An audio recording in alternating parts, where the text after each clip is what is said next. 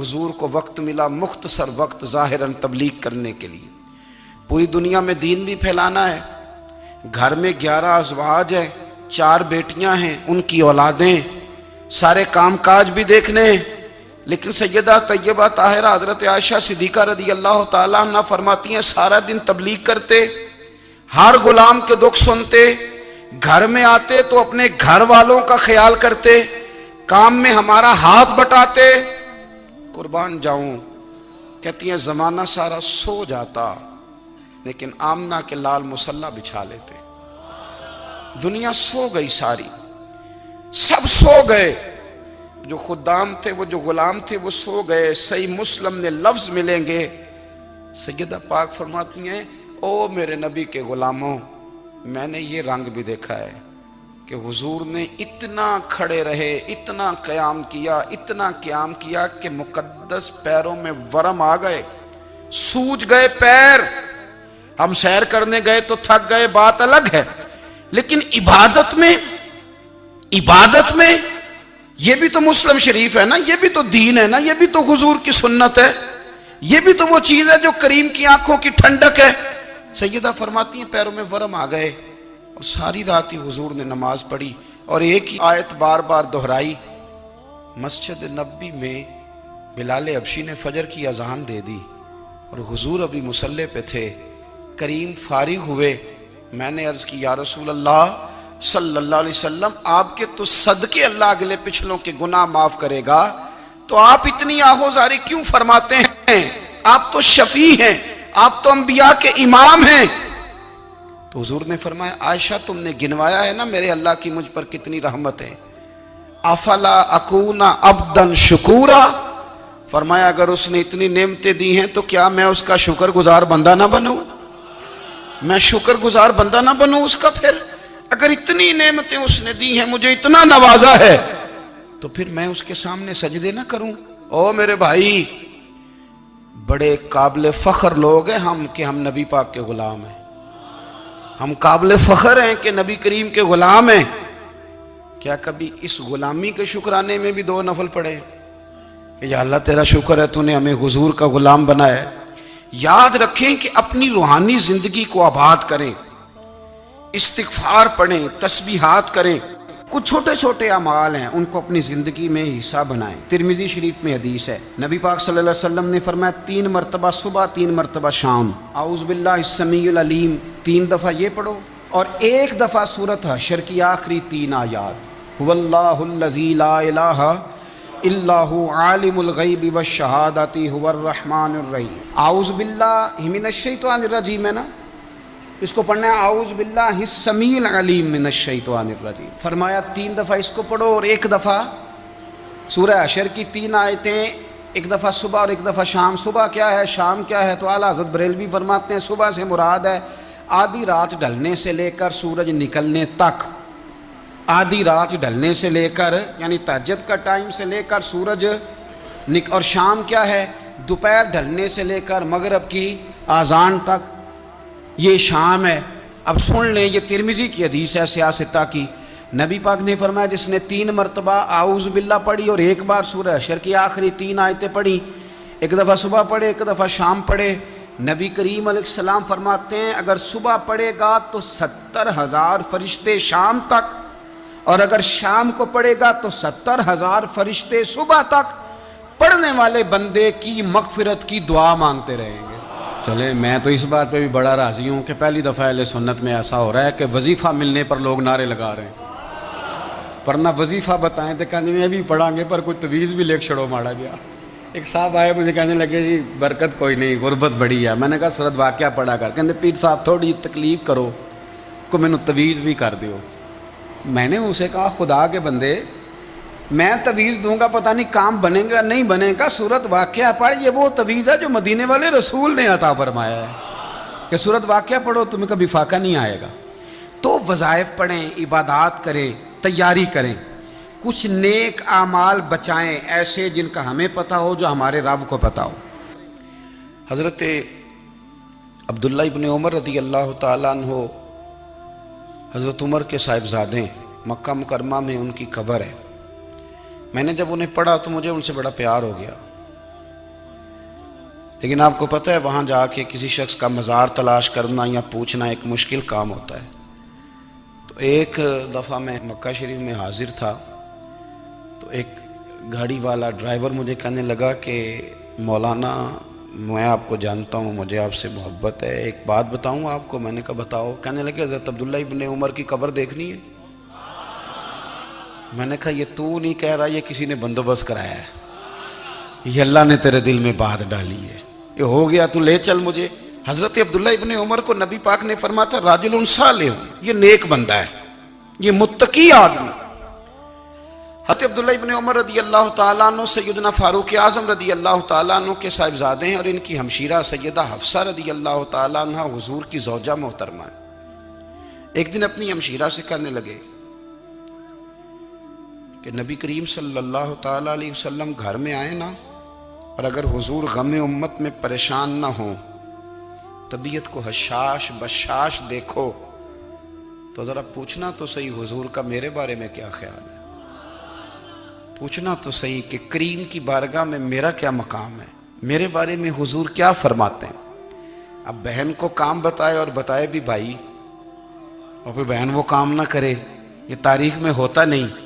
حضرت عمر فاروق رضی اللہ تعالیٰ عنہ کی صاحبزادی ام المومنین رضی اللہ تعالیٰ عنہ فرماتی ہیں کہ میں تو بس منتظر تھی۔ انہوں نے تو کہا تھا نا کہ اگر تم حشاش بشاش دیکھو تو بات کرنا، لیکن حضور تشریف لائے، میری باری تھی، میرے گھر تشریف لائے، کھانا پیش کیا تو فوراً میں نے عرض کی حضور ایک بات پوچھنی تھی۔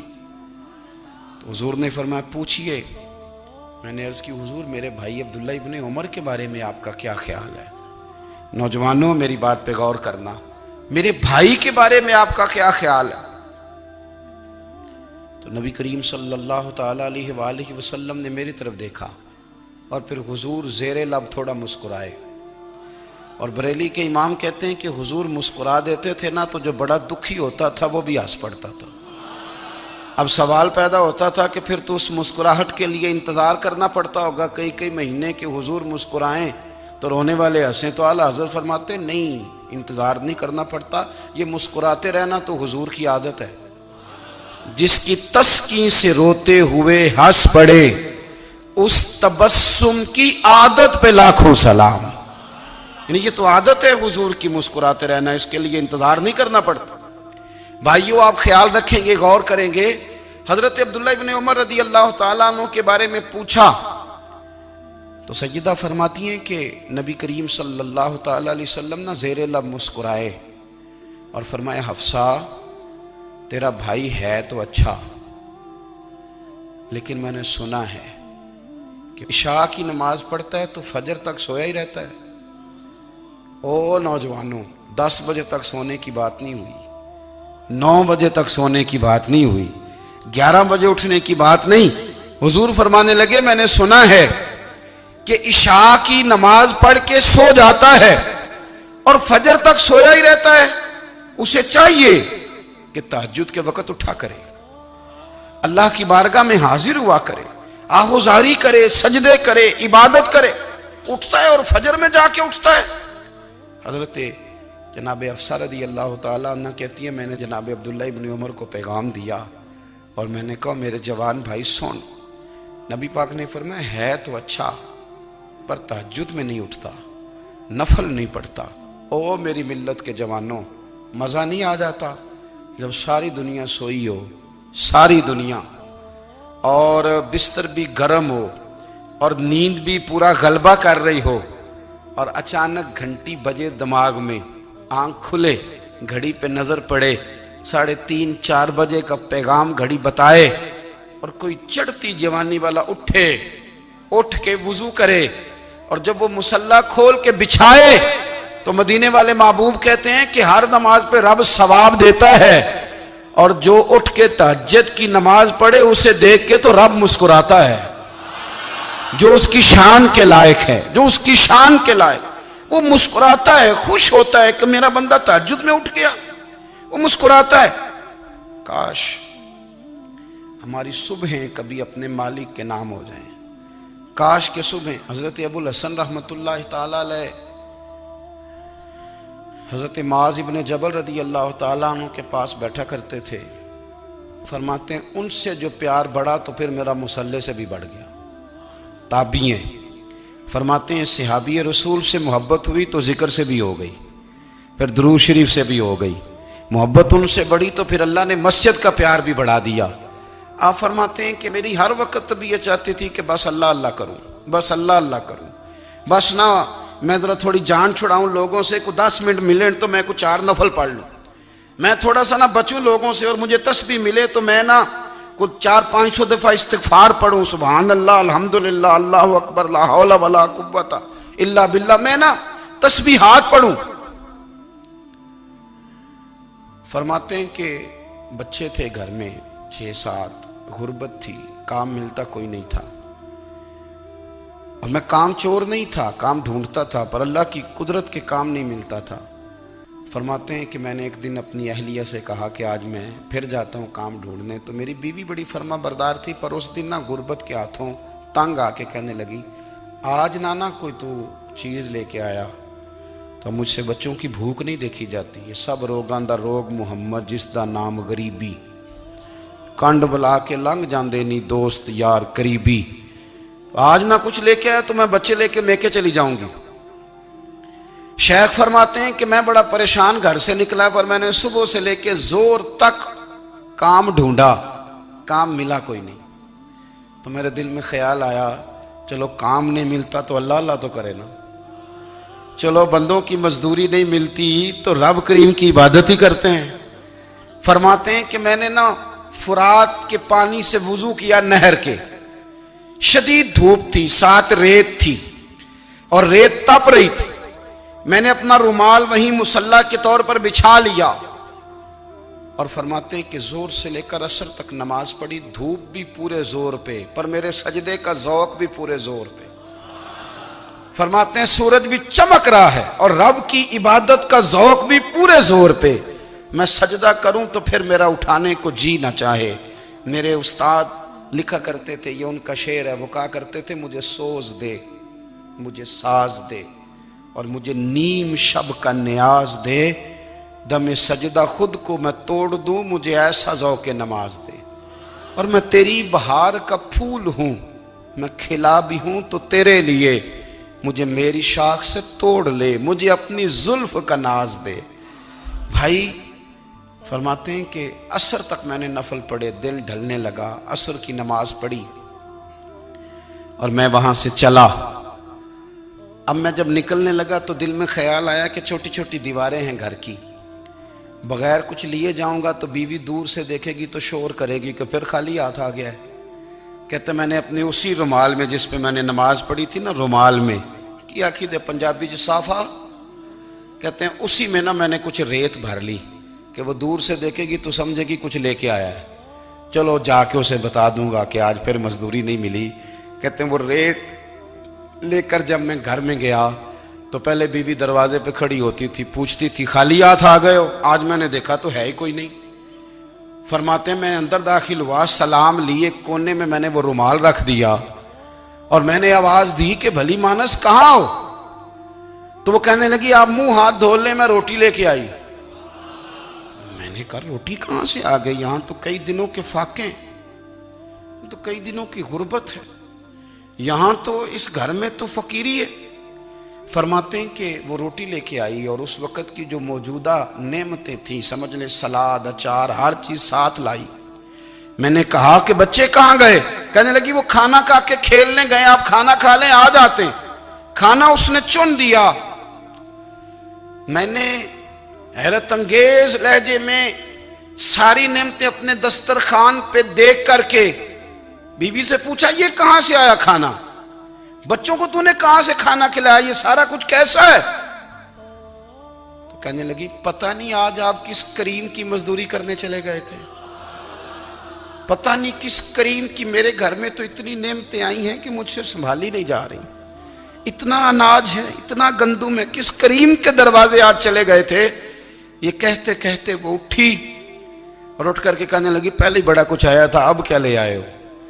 और जा करके ना उसने वो रेत वाला रुमाल खोला। कहने लगे मैं तो लेके आया था रेत, तो मेरे रब ने उसे भी सोने और हीरे बना दिया था। جب آپ کی توجہ اللہ کی جانب، میرے نبی پاک صلی اللہ تعالی علیہ وسلم نے فرمایا ہر چیز اپنے رب سے مانگ، ہر چیز مانگ، ہر چیز مانگ۔ یا رسول اللہ کیا کچھ؟ میرے محبوب نے فرمایا تیرے گھر میں نمک بھی ختم ہو جائے تو وہ بھی اپنے رب سے مانگا کر، تو مانگنا وہ تجھے دے گا، تو اس کی بارگاہ میں کشکول طلب دراز تو کرنا۔ اور ترمذی شریف میں عجیب لفظ ہیں، رسول کائنات نے فرمایا، رب کریم فرماتے ہیں جب میرا بندہ ہاتھ اٹھاتا ہے نا تو مجھے حیا آتی ہے کہ میں خالی کیسے لوٹا دوں اس کے۔ اتنے بڑے بادشاہ کی بارگاہ میں، او بھائی لوگوں سے عزتیں تلاش کرتے ہو تو وہ کیا تمہیں عزت دیں گے؟ وہ تو کل اچھا کہتے ہیں پرسوں برا کہنے لگ جاتے ہیں۔ لوگوں کے سامنے گڈ بک میں آنا چاہو گے تو وہ تو سویرے تمہارے بارے میں کچھ کہیں گے، شام کچھ اور کہیں گے۔ اپنی روحانی زندگی آباد کریں، اپنے مسلح کو وقت دیں، اور دنیا سے چھپ کر اس موبائل کو بند کر کے اور اپنے آپ سے بھی چھپ کے اور تنہا ہو کے چھپا کے سارا کچھ اپنے آنسو اپنے رب کی بارگاہ میں پیش کریں، اس کے حضور حاضری دیں۔ سنو نا ترمذی کی حدیث، اور اسے یاد رکھنا، نبی پاک علیہ السلام نے فرمایا اپنے دکھ لوگوں کے سامنے نہ بیان کرنا، سیٹھوں نوابوں کو نہ بتاتے پھرنا، دنیا داروں کے سامنے جا کے نہ رونا کہ میں تکلیف میں ہوں۔ فرمایا اگر دنیا داروں کو دکھ بتاؤ گے رب تمہیں کبھی غنی نہیں کرے گا، اور لوگ ہیں کہ الٹا مذاق اڑائیں گے۔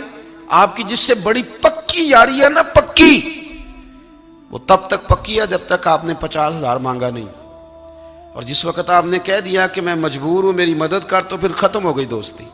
لوگوں کی تعلقات آپ کے ساتھ تب تک ہیں جب تک آپ ان سے کوئی ضرورت وابستہ نہیں کرتے۔ کریم محبوب فرمانے لگے بندوں کے سامنے دکھ نہ بیان کرنا، اللہ تجھے کبھی غنی نہیں کرے گا۔ تو اپنے دکھ اپنے رب کو بتا، تو دعائیں مانگ، تو اس کی بارگاہ میں حاضر ہو، تو اس کے حضور عرض کر۔ فرمایا اپنے دکھ اپنے رب کو بتا، وہ جلدی کرے یا دیر سے کرے تجھے ساری دنیا سے بے نیاز کر دے گا، تجھے کسی کا محتاج نہیں رہنے دے گا۔ اپنے مسلح کو، اپنی دعاؤں، ایک بزرگ فرماتے ہیں میں نے دعا مانگنے کا طریقہ اپنی بیوی سے سیکھا۔ دعا مانگنے کا طریقہ اپنی، سیکھنے والے تو اپنے بچوں سے بھی سیکھ لیتے ہیں، سیکھنے والے تو ہر ایک سے سیکھتے ہیں۔ وہ کہتے ہیں میں نے دعا مانگنے کا سلیقہ اپنی بیوی سے سیکھا ہے۔ حضرت وہ کس طرح؟ فرمانے لگے میری بیوی نے نا مجھے کوئی کام بتایا، کچھ پیسوں کی ضرورت کے لیے کہا، تو میں نے اسے کہا کہ بھئی ابھی میرے پاس نہیں ہے، کچھ دنوں میں آتے ہیں تو میں دے دوں گا۔ عورتوں کی عادت ہوتی ہے وہ بار بار یاد کراتی ہیں، 2-4 دنوں کے بعد پھر اس نے کہا حضرت وہ میں نے کہا تھا کچھ پیسے، میں نے اسے کہا کہ ابھی میرے پاس نہیں ہے، کچھ دنوں میں ملتے ہیں تو میں تمہیں دے دوں گا۔ اس نے کچھ دنوں کے بعد پھر کہا حضور وہ میں نے کچھ پیسے کہے تھے۔ فرماتے میں نے ڈانٹ دیا، میں نے کہا کہ کیا تو روز مجھے شرمندہ کرتی ہے، کہا نا میرے پاس نہیں ہے، ہوں گے تو دے دوں گا، تو روز یاد کراتی ہے۔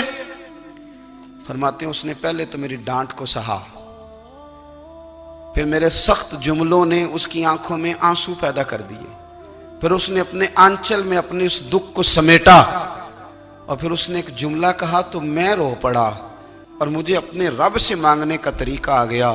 مجھے کہنے لگی حضرت جی آپ نے ڈانٹ دیا میں نے سہ لیا، پر آپ ہی میرے شوہر ہیں، بتائیں نا آپ سے نہ کہوں تو میں کس سے جا کے کہوں۔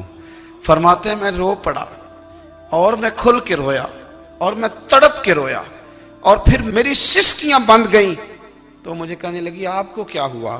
میں نے کہا مجھے بھی دعا مانگنی آ گئی ہے، جب میں اسے کہوں گا نا اللہ تو ہی میرا رب ہے، میں تجھ سے نہ کہوں تو میں کس سے جا کے کہوں؟ میں کیوں کسی بندے سے سوال کروں؟ میں کیوں کسی دنیا دار سے کہوں؟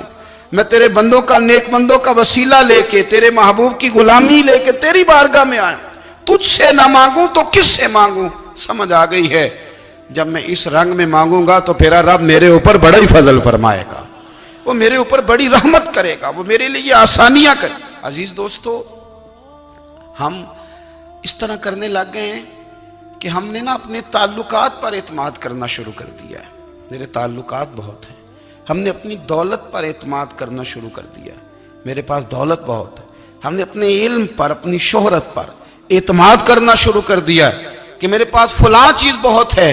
یاد رکھنا جب بے نیاز اپنی صفت بے نیازی دکھاتا ہے تو بڑی بڑی دولتوں والے مجبور نظر آتے ہیں۔ بھائیوں، جب انسان کا رشتہ اپنے مالک کے ساتھ ہوتا ہے پھر تو غم بھی کچھ نہیں کہتے، پریشانیاں بھی کچھ نہیں کہتی، پھر تو زندگی صبر والی، پھر تو زندگی توکل والی، پھر تو زندگی بھروسے والی، پھر انسان اپنے آپ کو رسوا نہیں کرتا، دنیا داروں سے امیدیں اس کی ختم ہو جاتی، امیدیں اللہ رسول سے لگا لیتا ہے، مضبوط ہو جاتا ہے، مضبوط، طاقتور ہو جاتا ہے، خوددار ہو جاتا ہے، باوقار باعزت ہو جاتا ہے۔ حضرت بہلول دانا رحمت اللہ علیہ بیٹھے تھے تو ہارون رشید حج کر کے آ رہا تھا، تو رستے میں حضرت شیخ سے ملاقات ہو گئی تو السلام علیکم کے بعد کہنے لگا حضور کوئی حکم ہو تو بتائیے گا۔ تو حضرت بہلول دانا فرمانے لگے تیرا رب کون ہے؟ اس نے کہا اللہ۔ تو فرمایا میرا کون ہے؟ کہا اللہ۔ فرمانے لگے تو بڑا ہی بیوقوف ہے، کیا تو یہ سمجھتا ہے کہ رب ہارون رشید کو تو دے گا اور بہلول دانا کو بھول جائے گا؟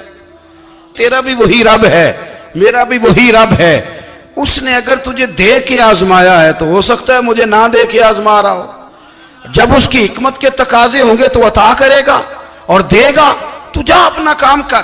بھائی اپنی روحانی زندگی، اپنی عبادات، اپنے وظائف، اپنے روزمرہ کے معاملات، اپنی دعائیں، اپنا استغفار، دیکھو کوئی مشکل کام تو نہیں، 2 رکوع ہیں سورہ واقعہ کے اگر رات کو پڑھ لی جائے تو۔ میں کس طرح یہ بات بیان کروں کہ تعویذ بانٹنا آسان ہے اور وظیفہ بتانا مشکل ہے؟